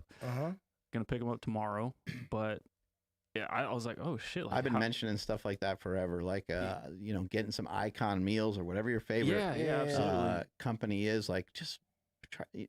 I can't afford to do that, and you're like, it's $7 a thing, but when I go and buy meat, it's going to be, $7 for the whole thing, and it's like, I understand what you're saying, it makes some sense, but you just really wasted a lot of time and stress yourself the fuck out by driving to and from Costco. Man, and think of like another thing. I just realized this. I mean, I've never gotten groceries delivered, but when you're in the grocery store and you're shopping, you'll usually grab something stupid stuff that you probably shouldn't grab anyway. But if you click the things you need online, right, and you're at home where there's food present, right, you're probably less likely to grab stuff that you shouldn't be having in your grocery basket, right? And it's so much easier to budget too, because you can like, I know when I was like, money was super tight. It was just like, I'm trying to calculate, like, can I get this? Can I get that? Like, maybe I'll take this. Like, no, it shows you your total before you check out. So it's like, okay, wait, maybe I can get, another thing of steak or whatever it may be. But I was just like, fuck, it's so obvious. It's like right there in front of us, and I wasn't taking advantage of it. And, with the baby at home, it's like, yeah, I could use some extra time. So I'm going to go ahead and do that. How much more does it cost to get your groceries delivered? Like when you got on Walmart.com, what's the premium tax? I'm not sure. I set it to pick up. So like I'm gonna stop by on my way home from work and just pick it up for free. Wow. Yeah. I need to do that. We do some stuff in my house. We have a home chef. It's just like there's a bunch of companies that are like that. Home Chef, you can go on their website and you can pick out like different meats that you want or different meals that you want. It's just prearranged ingredients, and my wife always. I've never messed with it before, but my wife cooks it, and it ends up being a great way for us as a family to sit down and have like a family dinner. My wife can cook pretty damn good, but it just streamlines it, right? Yeah, she's not gonna cook like 4 different things. You know what I mean? She's gonna cook like meat and maybe vegetables, but with this, it's like you might get a starch, you might get some vegetables, you might get this. And again, people are going to sometimes look at the prices of some of those things and go, "Oh my God!" But what if 1 or 2 times a day let's just say once a day. What if once a day you're really looking forward to like a particular meal? Like I look forward to it, but maybe not quite as much as going to like a nice restaurant. But I look forward to it quite a bit. I'm like, damn, that's probably going to be whatever she's going to cook tonight. It's probably going to be pretty damn good. Yeah. And a lot of times I cook more stuff with it just because I'm a pig. But I cook up like a Piedmontese steak with it, or whatever I think that I need, because I do intermittent fasting and I'm fasting throughout the whole day. But these are all great options, and I know different people have different living styles and stuff, but normally there's some version of that you can afford somewhere in the mix. And it's probably less expensive than buying a meal out. Like, Yeah. let's think about right? If they can put everything together for you and show you how to cook it, like, it's cheaper than going to the BJ's restaurant or whatever that's close to your house, and it'll probably taste better. Yeah. Well, I mean, it'll just be better for you, period. Better for you too. And that's kind of why we have this damn podcast, to try to help people improve. And I went to that's part of it. I went to Napa on the weekend and This weekend? got to hang with Sean and Wayne. Saw that, yeah. And their wives as well, and we had a great time. We went to I wish I could remember the name of the place, but some Japanese restaurant, and man, it was really, really good. We had all kinds of stuff. We had like pork belly, we had like some fried shrimp, some calamari. It was just like, I mean, one of the reasons why I don't really drink that often is like, if I drink, I just, for some reason, I'm so hungry. I cannot stop eating. I ate the entire time we were together. we were at like one restaurant doing like a wine tasting type of thing. Yeah. And we were eating like knick-knack stuff, so it's understandable. But like, even when we got to the main restaurant, I'm looking at like the appetizer thing. I'm like, I want to get all of everything. These. And the guy was like, oh, okay. He's like, you want the fish tacos or whatever, and that other thing. And I was like, no, I want all. Did you legit order all the appetizers? Yeah, there's like 6 or 7 things on there, and I was just like, and then even when we left, I was like, I'm starving. I'm like, I need to eat way more food. Yeah. Oh, that's awesome. What do you literally? What do you do in that situation? Because I'm sure like there's people that have been there like this weekend too. Like I know I've been there. Yeah. So when I got home, I cooked. I had a vertical meal in the freezer. Those are great. Freaking cooked it up. It was like a vertical like pot roast or something. It was amazing. Yeah. It was so good. That's dope. Sounds like you had the munchies. Didn't sound like you were a little drunk. That's funny. Yeah, right? Right, doesn't it? Yeah. I was like unbelievably just like hungry. I think it's because we all kind of kept sharing food, and it was over like a long period of time. Yeah. I never really got my like full fill of like just flat out steak or chicken or pork or whatever, Yeah. Though, what I was thinking about before was like, I think it is cool how like on the cast we don't necessarily just like have one type of person that totally I guess echoes our view, right? Mm-hmm. So I think that's the cool thing. We had Eugene Trufkin on, right? But we also had Trent Luce on. Trent Luce is a big positive advocate of factory farming. Right. Eugene Trufkin is an adversary of factory farming, right? And we can listen to both things, and we can get some ideas from both of them that will help, give us a better point of view. So I think that's a really good thing. I'm happy that we don't just because a guest may differ with what our beliefs and our views are, we don't not have them on for that reason. Like we need people to challenge some of the things that we think and maybe bring us some new ideas and some new facts that maybe we haven't thought about, or we're just going to be stuck in our little echo chamber of everybody agreeing with what we say, and that's never good. Right. We've had a wide variety of people on the show. We have. Thinking of like Evan Carmichael, right? And then thinking about like Joel Green or Lane Norton, or like, it's just, we had a really wide spectrum of people on the show, and I love it. It's a lot of fun, and it's great to like sometimes with some individuals that we've had, I know literally hardly anything about them. I do look into them. I do YouTube them. I do try to look at other podcasts. We have Josh Settlegate, who helps a lot with researching it as well. And we all try to communicate about like, hey, who's this guy, and how's he related to our show, and how's he relate to our guests. But I actually love coming on the show and not knowing a ton about the person, and getting to learn a lot more about them as the show unravels. I think it's more useful to the listeners too. Absolutely. And then we have people that like, will very, like you just said, Trent Luce and Eugene Trufkin, but like, like Lane Norton definitely, he's called out a lot of people, but like, you know, we'll have him on and then we'll have Tony Huge on, you know, who he's done his like What the Fitness segment. Tony Huge. Yeah. Yeah. So it's, yeah, like, you know, and then we've had, what was his name? That vegan, that old guy. I can't remember his name, but like we had that guy on too, you know, like we're not trying to just like get the low hanging fruit. Oh, the guy was talking about the A-bombs, like he was talking about eating like all the vegetables and shit, like onions and shit like that. The guy that said like Sean Baker and Saladino should be put in jail. prison. Oh yeah, that guy, yeah. And he was like, I think Joel Furman. Joel Furman. He was comparing something as far as like football concussions and eating meat. Oh yeah. And like in terms of like the death rates. And I was like, so it's unfortunate because like sometimes like some of our guests and I could, you know, we could say this about nearly any of our guests because so many of them are so passionate. But in the case of Joel Furman, I think Joel Furman has a lot of great points. I think he has a lot of great information. But then every once in a while he says something that's a little batshit crazy and you're like, like it's kind of killed everything else for you, you know? Yeah. Because he does talk about like he's not against meat necessarily, but he just thinks that meat should represent more like 20% of your diet. Seasoning.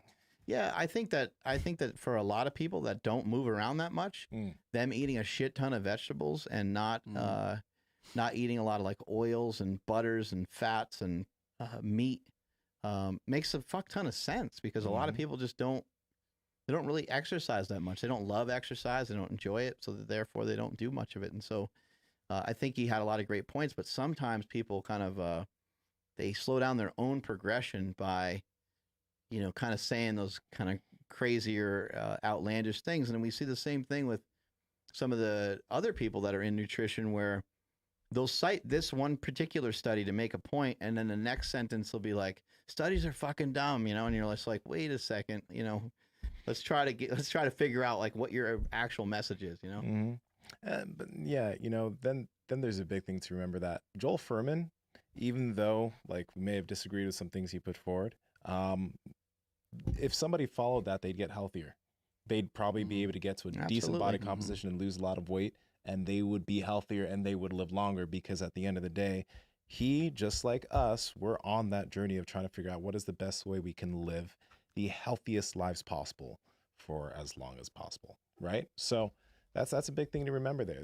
There's different ways of doing it. Some ways we may disagree with, but it'll still lead to that ideal situation. For you guys, what are some guests that have had the biggest impact in terms of, you know, what you still implement?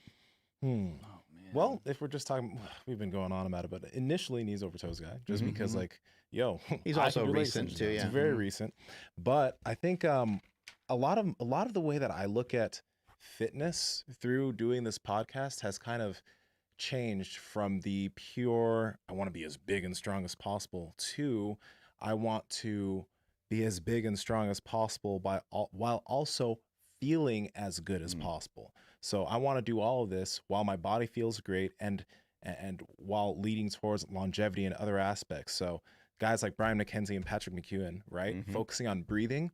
That focus on breathing and nasal breathing has led to so many other positive effects when it comes to my sleep, my working out, my endurance, all of these other things because of that one switch in the way that I breathe, right? So I think that is just my mindset as far as my fitness has adjusted to a more of a, I guess, holistic longevity approach, along with I'm still trying to get the most performance possible, but I'm not doing it while sacrificing the way that my body feels. I like that you said feeling good because that's like underestimated, I think. And then I think that people should think about that more. Like, do you actually really like feel good from your workouts? And sometimes there's certain sports where you can maybe make an argument where you're trying to get your legs to grow for bodybuilding. You know, maybe the next couple of days you won't feel so good, but how bad should you feel? Like that should be reviewed, and for how long, for how many months, for how many weeks?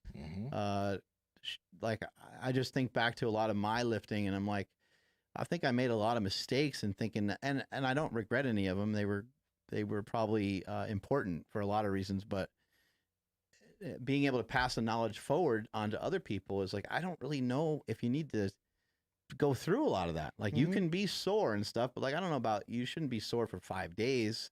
If that ever does happen to you, that should be like kind of a one-time thing, or you maybe mess up here and there trying something new or different, but there's a lot of things that you kind of put yourself through that maybe you don't have to go through. And I think this show, having all the different guests that we've had on, that's what we end up with. We end up with people that have had a lot of experiences, people that have gained a lot of knowledge because they have messed up many, many times. Mm-hmm. And if we can help you pinpoint error correction before you ever even mess up, that's like, damn, that's a good start. That's a good path to be on. Yeah. Yeah, Absolutely. I mean, and you guys know my past, like I would eat pizza pockets and all these nasty, not even real foods. So the biggest impact has been guys like Alan Flanagan, where it's like, wait, okay, if I do have some of that weird food, like, or I'm never going to eat that stuff again, but like, pizza or something, yeah, I got to just be protein first, protein forward. And earlier in the day, he did talk about how, like, yeah. you were able to digest, not just digest it, but break down glucose better earlier in the day than if you had it at night. So that's a pretty big deal. Yeah. So, I mean, we have multiple guests like that they'll say something, or I'm just like, oh shit, like I got to start implementing that. And then it just becomes a part of my, like, my daily routine, or I don't even think about it. It's automated. You and I shot that video for YouTube where we were just on our Yeah. 10-minute walk. Yeah. And Andrew used to be a person that would wake up a little bit later, but now I texted you this morning, right? Mm-hmm.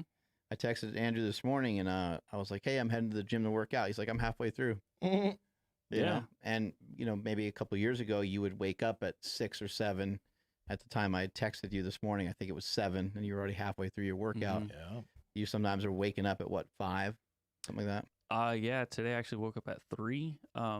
It's again, that's my baby related. Yeah, that's baby related. But I looked over at the clock and I'm just like, what's an hour gonna do? I'm probably gonna wake up more tired because when your baby wakes you up, you're just like, oh shit, what's going on? And you're awake. When the alarm clock goes off, it's a little bit different. And I have switched to using an alarm clock. I wasn't using it for a little bit, and it was really awesome. Like, shockingly, like, great to be like, and I'm awake at 4. Like, you just do it. Now, because of the baby waking us up a lot, I'll actually, like, I know the alarm's about to go off, so I'll wake up to turn it off to make sure it doesn't wake him up. But this morning, he was just up at 3 o'clock, and I just said, fuck, I'm just gonna get up. I got my food ready. I got ready for the day, and then I just came in to train, took my time, had a solid training session, and then Mark was like, hey, you want to hop in? I'm like, all right, let's do this. So I had 2 workouts this morning, and I'm gonna be sore. Hopefully not for 5 days, like you just said. Yeah. But yeah, no, I was never a morning person either. Like, I would do it because I had to, and now it's like I get pretty pumped to wake up early. See, that's a belief that someone can just swap out. Yep, absolutely. And somebody might be less of a morning person than others. There could be like physiological reasons for it or whatever, but can you wake up a little earlier than what you currently do? I'm sure that you probably could, unless you're already waking up really early. There's also points to where some of that gets to be really ridiculous. So just, be cautious of that. Yeah. Just, either have a baby or get a dog. And you'll never sleep. Yeah. But seriously, my dog's made me a morning person. Oh, that's great. Right? So That's funny. Yeah. Yeah. Yeah. Dogs are something else, man. Mm-hmm. But yeah, learned so much from this show. Like, and okay, it'll be sappy, but just being around you guys, like, has helped me out so much, like, from the training aspect of things. And also just, like, I don't know, just being a savage. Like, for Mark, when something, like, weird happens in my life, like, the most recent thing that I can think of was, like, buying a house. And he's just like, well, how much of it can you actually control? And I'm like, you're right. That sort of thing. And then with you, it's like, whenever I do, like, hurt myself or something, it's like, well, do you have to, like vocally, like, say you're hurt all the time? It's like, well, I guess not. So, like, yeah, just being around you guys and being around the podcast period, like, the conversations we have, learn so much. Yeah. It's freaking awesome. I think that this whole, like, not just this podcast, but this whole, like, gym, seeing everybody in the gym, everyone here has just, like, grown so much. Like, it's crazy, And like Ryan, Jessica, Smokey, everyone here in this office, like, it's motivating to see everybody continue to kill it, continue to learn more.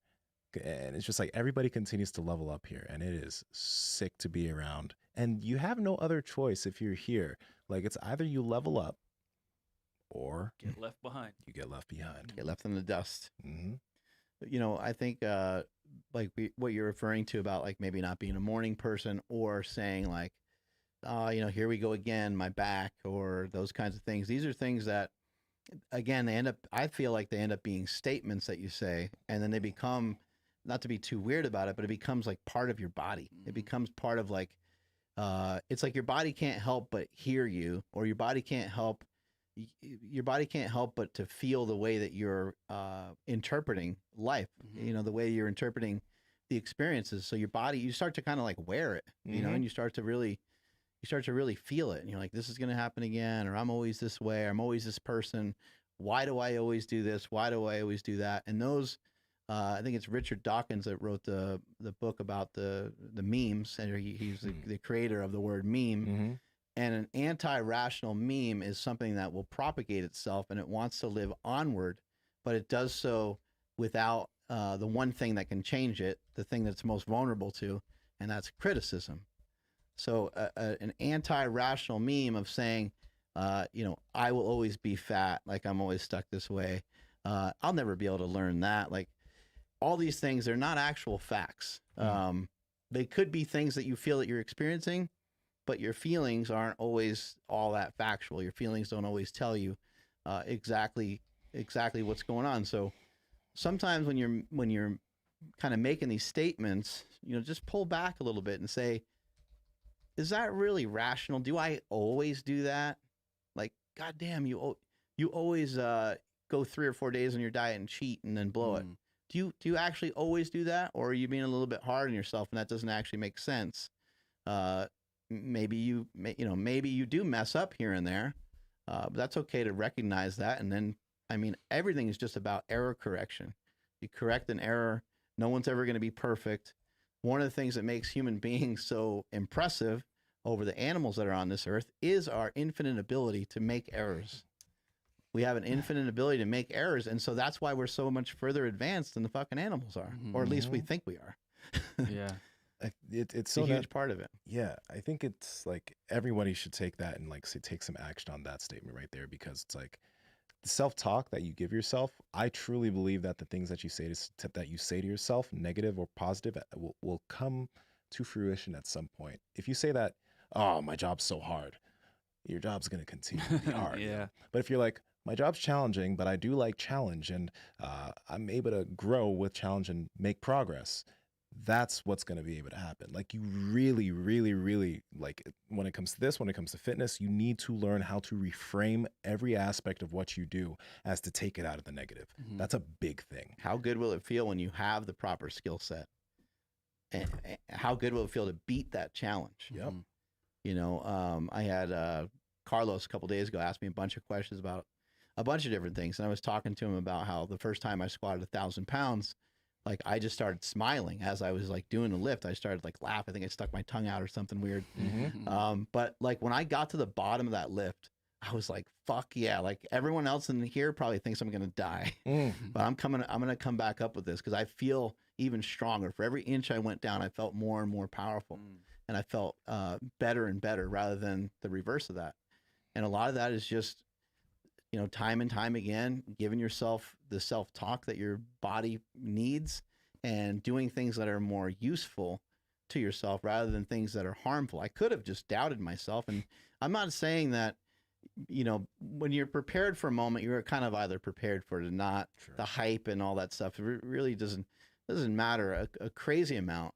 But what I would love for people to switch their mindset to is when there's a really daunting challenge in front of you, sometimes it is important to say, I don't think that's for me for now. Like that's actually very sensible. I'm not really ready for that. You know, Mark eats no carbs or whatever, you know, I'm not going to mess with that diet yet because I've never been successful with any diet yet. So some of these things, it's important to kind of recognize ahead of time, but to be real negative and say, I'm always going to be fat. I'm never going to be able to do that. I'm lazy. You can work your way into it over a period of time. It's just going to take time. Yeah, I used to be the guy that would say, "Oh, as soon as I get into a good rhythm in the gym, I get hurt." And guess what would happen every, like, I don't know, 4 months or so? Like I would get fucked up, and I wasn't always that. It was probably maybe the first time it happened, like, oh, it sucks, I got hurt. And then it happened again, you know, because I was doing the same shit. But yeah, I became that person too. You know, You guys remember taking a test in school and actually knowing what was on it? Like, do you remember that feeling? Like, it happened to me very rarely, but when a subject just hit you better and you just enjoyed it more, how you were like, oh, this is my shit. Like, and you felt really, really good about it. So think about the challenge that's in front of you. Don't think about how hard it is. Just think about, this is going to feel, okay, that is tough. That's going to be tough, but it's going to feel so amazing when I'm able to have the proper skill set that matches that challenge and then some, you know, that beats that challenge all to hell. One belief that I have, and it's not even belief, it's just like something that I always go through is like, I don't have bad days. That's just something that I just don't have bad days. Something could be a bad moment. Could be a bad moment, you know, like bad things may happen on a certain day, but I do not have bad days. And I truly believe that. And I think that has reflected itself in terms of the way I do things each and every single day. I just don't have bad days. Even if a day kind of went bad, it's a learning experience. It's a learning experience. Right? Right? Yeah, no, seriously. But I do think like we should all, you know, look at the way that we think about things, look at the way like we structure our days and all of that. And we should get better at framing things. And it all goes back to the self-development stuff that we're always talking about here. Y'all, if you haven't gotten into it by listening to this podcast so far, if you haven't, which you should have, but if you haven't, or if you're a new listener, start working on that. There's 500 reasons why you should have already by now. 500 reasons why. We need to have Carol Dweck on the podcast. Somebody got to get her on. Carol Dweck. Yeah. You mentioned her before. Yeah, she's the woman that wrote the book Mindset. It's like the #1 book that I gift to people. But it's like, that is like if I read that as a teenager, if all kids read that, it's such a powerful book. Just the you know, the difference between a deep dive on the difference between having a growth mindset and a fixed mindset. It's huge. It's like the beginning of everything. Your mindset and the way you go about it. You got to have her on. I hope we do. We'll get her. Oh, it's huge. Yeah. What you got, Andrew? Nothing. Just looking at some of the chat room, hanging out over here. It's been really cool to just see everybody congratulate us on 500. That's pretty dope. Yeah. A couple people that will show up and be like, "Why is his shirt off?" And my response is, "Why shouldn't have like it should have been hot. on." It got really hot in the room. We should do every podcast this way. Yeah, why does he own a shirt is the question. Yeah, why does he own a shirt? Right? Yeah. Yeah, I guess. Yeah. Weather, societal norms. True. I don't want people to think I'm crazy. Right. Can't be just walking around everywhere with Just just shirt we know on. the Just truth. Crazy jacked. Yeah, y'all know I'm crazy. Yeah. Any other guests that stand out that come to mind? Well, a lot of guests. I'm so happy that we had my boy Tyler on the podcast. No, if you guys didn't yeah. listen to that episode with Tyler Bray, he's a black belt in jiu-jitsu. He has a school in Rockland, Cobra Kai self-defense. That's the Really? name of the school. Cobra Kai. I don't know if it's self-defense afterwards, but it's Cobra Kai. That's awesome. And yeah, he's an instructor there, and Tyler's just killing it. He's a professional bodybuilder in the NPC, IFBB Pro, black belt in jiu-jitsu, and then it has a great competition record. And he's a school owner. Like he's super strong, by the way. He can bench like 405 and some change. Yeah, Tyler's a mutant. He is an absolute just mutant. That episode, and just knowing Tyler, he's just an amazing guy. He's just an amazing guy.